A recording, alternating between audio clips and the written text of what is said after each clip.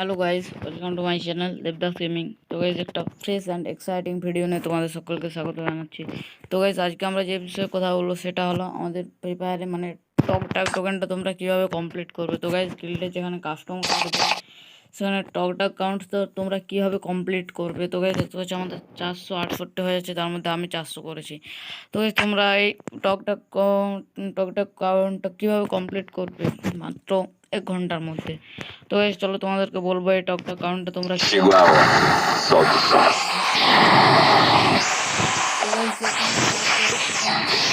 করে নিতে হবে। আমি ক্লাস স্টার্ট করে নিয়েছি। প্রথমে ক্লাস স্টার্ট করে নেওয়ার পর তোমাদেরকে তো গাইস স্টার্ট দিয়ে দিতে হবে তোমাদের এখানে ক্লাস কার্ডে।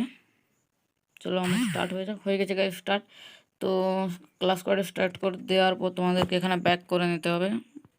তোমাদেরকে ব্যাক করে নিতে হবে। তো চলো আমি ব্যাক করে